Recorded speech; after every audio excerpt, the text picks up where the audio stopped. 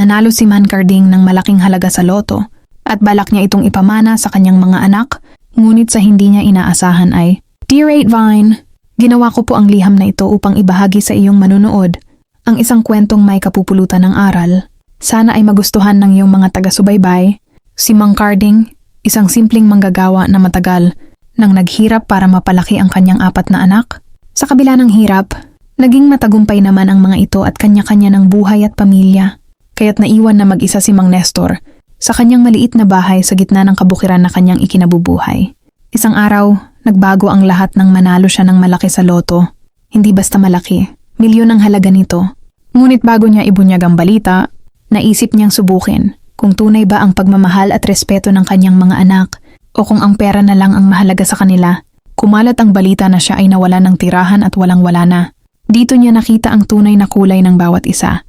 Si Ana, ang panganay na mayaman at negosyante, ay tinanggihan siya at sinabing wala silang maibibigay dahil masikip ang kanilang buhay. Si Ben, na nasa ibang bansa, ay hindi man lang sumagot sa tawag at umiwas na lang. Si Carla, na laging umaasa noon, ay nagsabing siya rin ay may sariling problema at hindi siya matutulungan. Si Dante, ang bunso, ay nagsabing pasan niya na ang sarili niyang problema at hindi niya kayang buhatin pa ang ama. Labis ang lungkot na naramdaman ni Mang Carding. Wala siyang mapuntahan at pakiramdam niya ay itinapon na siya ng sarili niyang dugo. Ngunit sa gitna ng kawalan, may 2 taong hindi niya kadugo ang lumapit sa kanya. Sila ay sina Elena, isang mabait na tindera, at ang kanyang anak na si Junjun. Kahit hindi nila kilala ng lubusan, si Mang Carding at simple lang ang kanilang pamumuhay, hindi nila kayang makita na may taong naghihirap at walang matulugan. Inalagaan nila si Mang Carding, pinakain, at pinatuloy sa kanilang maliit na bahay ng walang halong pag-aalinlangan o reklamo. Ipinaramdam nila sa kanya na siya ay mahalaga bilang isang tao, hindi dahil sa kung ano ang mayroon siya. Tinuring nila itong parang sariling ama at lolo. Matapos ang ilang linggo, ipinatawag ni Mang Carding ang lahat. Doon niya ipinakita ang tiket at inamin na nanalo siya.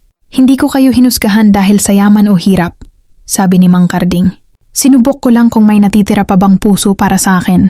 At sa 4 ko kayang anak, wala ni isa ang tumanggap sa akin. Pero sina Elena at Junjun, na hindi ko kadugo, sila ang nagpakita ng tunay na awa at pagmamahal. Dahil dito, ang buong premyo at ari-arian ay ipinamana niya sa mag-inang Elena at Junjun. Natuto ang kanyang mga tunay na anak ngunit huli na ang lahat. Na-realize nila na sa paghahangad ng yaman nakalimutan nila ang pinakamahalaga, ang pagpapahalaga sa pamilya at sa taong nagpalaki sa kanila. Anong aral ang iyong nakuha sa ating kwento? Paki-comment naman sa baba. Salamat!